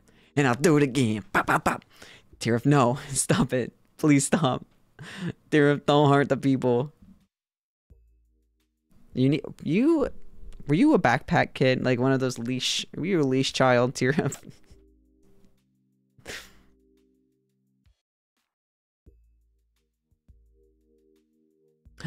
Bonbon! Well, what do we have here? 3 raccoons in a trench coat, sub for 7 months. You're joking. I can't believe your eyes. An adorable space manatee right before Bonbon's eyes. Thank you for the 8 months, Bonbon. I can't read. That was a beautiful, beautifully intimidating Furby. It was just like the Furby from Gartic that nobody got to draw because Corey got his hands on it, I think. Right? Was it Corey that had it first or was it Karma? Woo, you roamed freely? That was a mistake right there. Neither can you, Slay. Is that the Oogie Boogie song? I don't know. Oh, it is. It is. You do not remember. It was one of those two, and I know that for a fact. We just read that. Yes, nice. I know I read it and I was like, well, this goes really well. I don't know why I know this pattern so well, but I know it. Hey, I saw a flyer for that. We should go. I want to go to this open mic night. It's not too late to start a father-daughter punk band and play a couple tunes there. Yeah, let me break out my glockenspiel. I think I only know hot cross buns, but we can work off the chord progression. So true, Queen. Amanda and I have a nice dinner before she goes back to her room to do photography stuff. I end up watching True Life. I'm a house hunter. They're staging an intervention for the house hunter who is crying uncontrollably over the color of the walls. They know they can paint the walls of their house any color they want, right? Wait, did you know that Danny Elfman did the singing Jack parts? I didn't know that. I need to rewatch that because it is the season. I mean, you played chopsticks, so it tracks. So true, bestie. Well, I thought he said classic, so I was thinking like, I don't know, Moonlight Sonata, like Beethoven's Ninth. Like, I don't know. You probably couldn't play Beethoven's Ninth just on piano. That's got so many different parts. Oh, you could. I don't know. I was thinking like classical, not not chopsticks. I don't know what I expected, but it wasn't chopsticks. Matt's song is stuck in my head all night. That's gay. Dad tip 36. Trust no one. Not even yourself. All right, we got time for one more date. Nuggage. Oh, no. We got home cooking, dad nap, grunge, cool, nuggage, and nug. 1945 dates. I know, dear. Just showing the apple doesn't fall far from the tree with Amanda's music talent. So true. I think this is the best score we've gotten on a date somehow. Okay. So eat a lot of broccoli. Dad tip 21. King of carrot flowers is the achievement I just got. Well, it's been a long day. I'm just about ready to pack it in. After a few bites of ice cream from the freezer, I turn off all the lights and walk down the hall to my room. I wonder if Amanda's still awake. That kid needs some sleep. As I pass her room, I can hear a faint sound, but can't quite make out what it is. I get a little closer. Is she crying? Oh no. Oh no. I knock gently on the door. Hey, Amanda? The crying immediately stops. Not right now. Her voice sounds strained. She sniffles. I need to make sure she's okay. I open the door. Oh no, baby doll. Baby girl! No! Amanda! In the dark, I can see Amanda's outline in the middle of her bed, knees hugged up against her body. You better go hug her right now. Run and hug her. Is everything okay? Absolutely the fuck not. She's crying, asshat. I don't want to talk about it. Did something happen or leave her alone? Did something happen? Did something happen? No, nothing happened. Go away.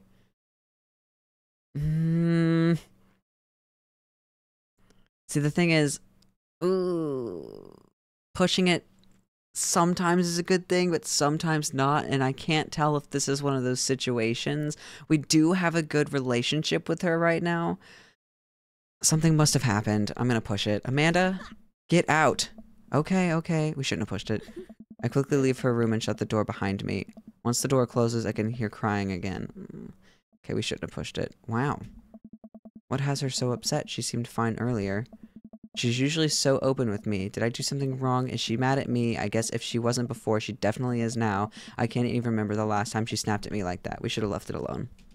I can't read the situation because I'm not there. I have a hard time falling asleep, but when I do, I'm still thinking about Amanda. Poor baby girl. After a long night of very little sleep, I roll out of bed and make myself a pot of coffee. Amanda should be up for school soon. Maybe she'll be willing to talk about whatever's bothering her. About 10 minutes before she's supposed to leave, Amanda comes out of her room and makes a beeline for the freezer. Morning, Amanda. Morning. She drops a frozen waffle into the toaster and slams the freezer door. She won't look at me. Yikes. So, anything big going on at school today? No. Okay. Do you need a ride to school? No. Want some coffee? No. Amanda pulls the toaster lever up and takes her still freezer burned waffle out before it's finished cooking. I have to go. Girl, I cannot help you if you do not vocalize what is going on in your head. I can't help you. I can't be there to support you. Oh my god. Doesn't want coffee. Okay. I haven't seen her act like this in a long time. It's usually short-lived, but it always hurts. Hopefully this blows over and things are back to normal soon. Okay, so there are many things that could go wrong. Either... No, there's only like one thing that could go wrong. Is it about her school? Is she... She's not... She was editing last night. Editing photos last night. Does she just not think she's good enough? She got into that one school, and they can't really take that back. I don't know. I guess we'll find out. I sit back at the kitchen table and look at a picture of Amanda and I hanging on a wall. Girl, do not take this to heart. It is not your fault, me. Do not take this personally because she's just upset and taking it out on you slightly. Like, do not take this personally, please. It is not on you. This is all on her. In it, I'm teaching her to ride a bike. Her face is a mixture of excitement and pure unadulterated fear. I remember how determined she was. Cute. Every time she would fall off and scrape her knees, she would get up and try it again. Finally, I had to stop her because she was bleeding everywhere. Then she started to cry because she didn't think she needed bandages and wanted to keep trying. As I put the bike away, she just stood in the middle of the street and screamed. Then I took her for some ice cream and it was like nothing even happened. After giving it a bit of thought, I decided that if I force her to talk about it, it's only going to make things worse. But I have an idea. I start rummaging around for ingredients. What are we cooking? I hear Amanda slam the door that she doesn't pay for and walk in the door. Instead of heading for the kitchen like she usually does, she makes a beeline for her room. She's clearly trying to avoid me. I'm not the problem here, Amanda, and neither are you. Just tell me what the fuck is going on. Hey, Pumpkin? What? Can you come here for a sec? There's a moment of silence. ... Yeah. I wanted to say sorry about it last night. ... I'm just worried about you, kiddo. I get scared when I know something's wrong, and I get even more scared when I feel like I can't do anything about it. That's fair. Dad, So just... Whatever it is, and you don't have to tell me if you don't want to, but whatever it is, just know that you have a dad in your corner who wants you to be happy. Oh, no. Honey, you know I'm bad with words, so I was hoping I can speak a language you both understand. What do we make? I pull a cake out of the refrigerator and place it on the table. Hopefully the frosting has set by now.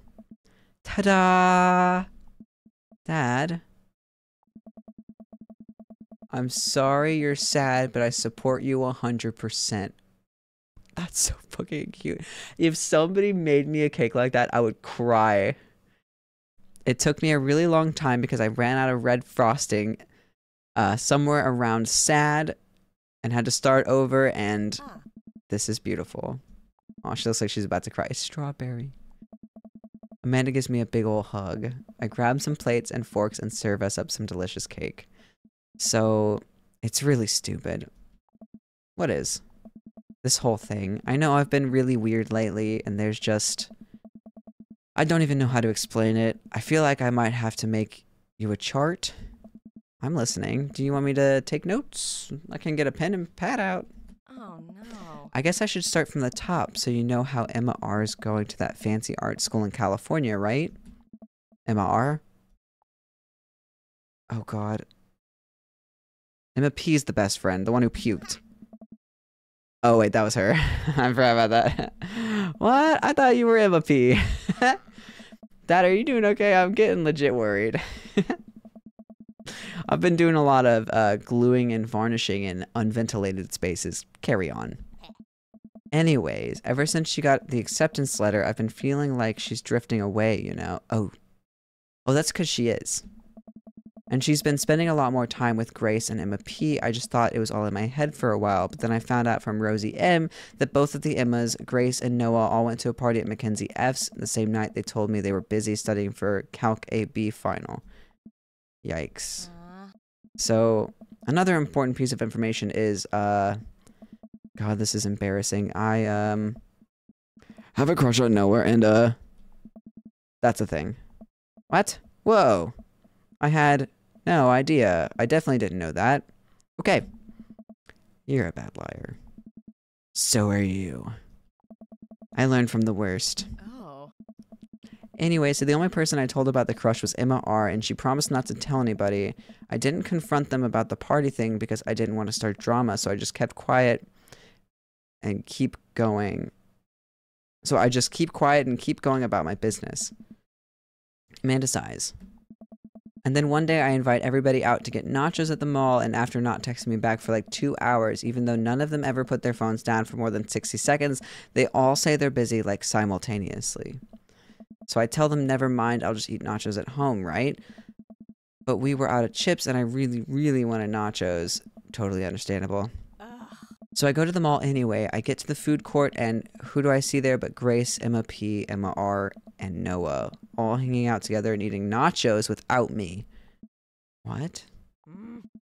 It gets better. I'm standing by the escalators watching them, and I realize that Noah has his arm around Emma R, which is kind of weird, right? Oh no. But then they kiss. Oh no. Oh, yes, I know. I storm over there and I'm like, hey. And Grace drops a nacho on her shirt because of course she does, and Emma R just like glares at me. Grace. Nothing's coming up. I don't know who that is. Grace is the boring one. Well, yeah, but that's not the important part. Grace is the one nobody really likes, or I guess that's me now. But anyway, nobody will say anything, and I'm just like, you guys suck, which I realize is not the most eloquent thing to say, but I was very angry and really embarrassed, and I just wanted to get out of there. No, she's right. They do suck. So I left without nachos, I might add, which only further contributed to the shitty day, and immediately drafted a super long text to the group chat asking them why they've been so weird. And I wrote another one to Emma R asking how long the Noah thing's been going on, and sorry, I know that's a lot. You still following? I sure am. What did Emma R say? Oh, okay. Get a load of this. Emma R says, you know what? Let me just read it to you. Oh, okay. All right, she's reading it to us. Get the popcorn. I'm about to have to go beat some Emmas up. Amanda pulls out her phone and reads word for word an arduously long string of text messages. Can you believe that? I can believe that, or I cannot believe that. Oh god, what do we know about Emma R? I can believe that. I care so much about Amanda's social life and mental well-being, but man, do I not understand what she's talking about. This is all beyond me. I am trying my hardest to be supportive. I understand exactly. No. They were dating in secret for like months. So I told her that she's been a really terrible friend, and she's like, well, if you think I'm so terrible, then stop being my friend. And I was like, okay. And then she left me on red, and then, wait, left me on red? Okay. Oh, like she saw my message and didn't reply. And I know because there are red receipts. I don't know what red receipts are, but I'm just gonna nod and pretend I understand. Why you hate kids who aren't mine. Gotcha.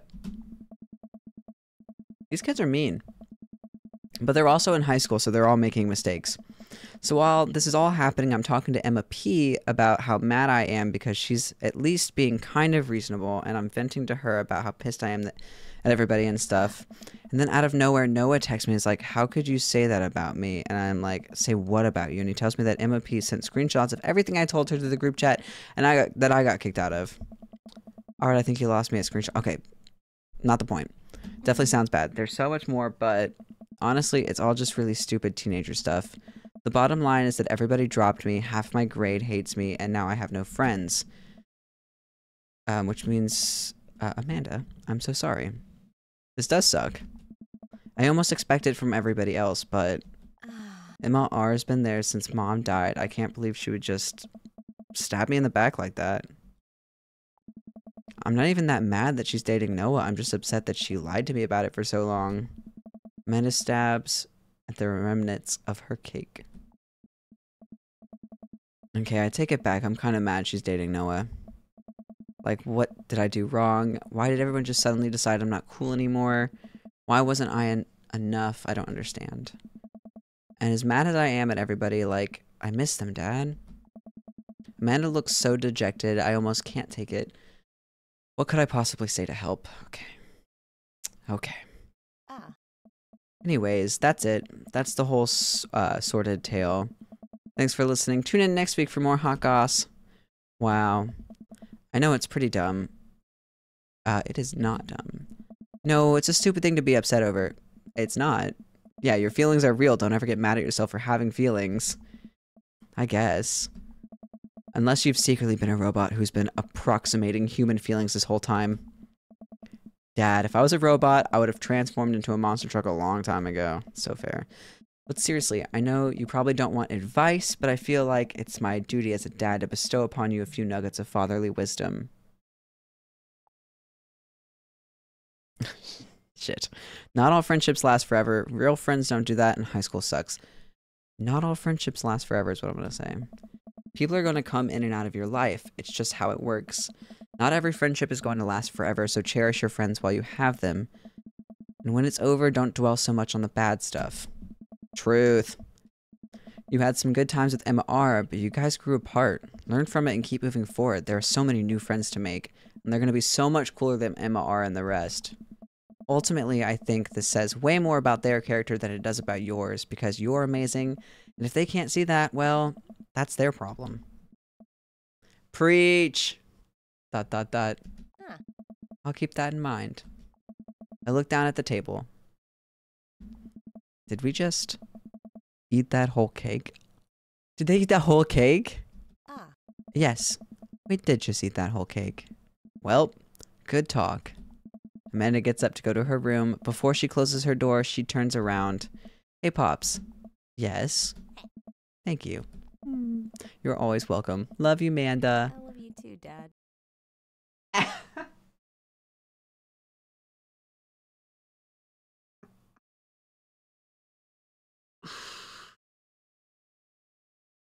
That's so cute.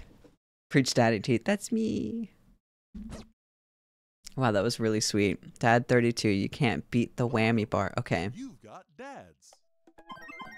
Oh, Dad is on. Dadmazon. This is Steve from Dadmazon. I'm out front with your delivery. I'll be right there. Wait. No, sorry. I need to put on pants first. I can't find my pants, but I'm wrapped from waist down in duvet. Are you cool with that? I can come back tomorrow. No, wait. I'll be right there. Some sensible caprice. Okay. Whistle while you work. Alright, I don't think I'll have time for, a whole nother date. Oh, I got a package. Wonder what it is. Oh, I bet it's that package of socks I ordered. I opened up the box and start pulling the packing peanuts out. Man, these socks reek. ... Okay, that's definitely not socks. It's... butterflies? Oh boy, I almost don't even know what Amanda was planning on doing with these. Hey Amanda, your box of dead butterflies is here. What's up? Are you sacrificing them? Yeah. What? You ordered butterflies? Alright. You can order dead butterflies online? Wait, so these aren't yours? No, they're from Damien. Yeah. No, but I'm definitely ordering some right now. Okay, love you. They're from Damien. I take a look at the box again. Oh, this is addressed to Damien's house. Yeah, they're Damien's. Bring the box to Damien. I should take it over to him. I jog over to Damien's house with the box. I pull back his door knocker, but suddenly the door opens. The creaking sends me every time, dude. Mr. Uwoo, to what do I owe the pleasure? Whoa, how did you know I was about to knock? I don't know. Oh, okay. Anyways, I think this got delivered to my house by mistake. I hand him the box and his face lights up. What a wonderful surprise. I was just about to send a strongly worded message to the courier service about this Many thanks. Oh god. There we go. Oh god. Not to pry, but what are you gonna do with those butterflies? What do you think he's gonna do with those butterflies? What do you think he's gonna do with those butterflies? Would you like to see? Yes, I would love to see you do it. An alarm bell rings in my head. This is how you die, manatee woo. Sure. Look at his wall. We've seen it. We know what he's doing with these damn butterflies. Give him little kisses. Well, they are dead, too. Damien leads me into his study where he set up some sort of workstation above his desk. It's a wall of pinned butterflies, moss, and beetles. We know...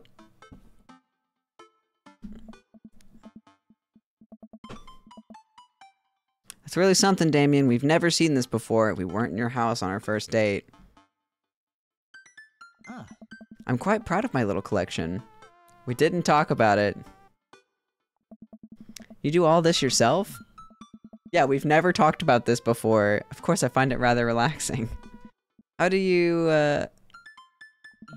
It's simple. Here, let me show you. Thank God, this is what I wanted to see. These aren't ready quite yet. They'll need to be rehydrated overnight, so they're easier to work with. I have some over there that are ready to pin. Damien takes a seat at his desk while I hover behind him. He picks up little triangular paper packaging, snipping off the edges. He pulls out an all-black butterfly and shows it to me. Ooh, pretty. I'm rather excited about this one. It's a turquoise swallowtail. He gently opens the wings, spreading the butterfly out on the table. Bonked with love. Get bonked, Tirif. Spreading the butterfly out on the table. The backs of the wings are gorgeous, iridescent green color. Oh, and the pigment on this one is so nice too. Anyways, pinning a butterfly is actually very simple. It just requires a delicate touch. First, I'll put a pin through the thorax. Get bonked with love. Mwah. Damien slides a pin through the middle of the butterfly and places the butterfly on a piece of styrofoam. He carefully arranges the antennae with forceps and begins placing paper and more pins on and around it. He does this so effortlessly that it's almost hypnotic. What else? Those hands. Never mind. Maybe I need to get bonked. There. I have a frame here that I think... Wait. That I think will look quite pretty... Oh god, I'm having a stroke already. That I think this one will look quite pretty in, but I'll need it to let it sit for a couple of days until it's ready. Holy shit. Don't bonk the streamer, Cherry. No. And then what? That I really fumbled through that sentence hard because I was thinking about something else. I remove all of the pins and put it on display with the others. A big bonk. Oh no. I take a closer look at Damien's collection. One with bright blue wings keeps drawing my eye. This one's so pretty. Damien takes it off the wall. Ah, yes, that's a blue morpho. One of my favorites, too. Wow. I lied, Cherry. Don't keep me in a cage. Don't bonk me. He hands the small frame to me. He's about to give me this frame. Here, I think this would look lovely in your home. I knew it. Oh, I couldn't take this. I insist. Believe me, I have more than enough. Thank you. If you ever have an interest in pinning some insects yourself, you know where to find me. Haha! I think I'll leave that up to you. I feel like I'd probably break them in half with my butterfingers. I bonk, I do not cage. That's Damien's job?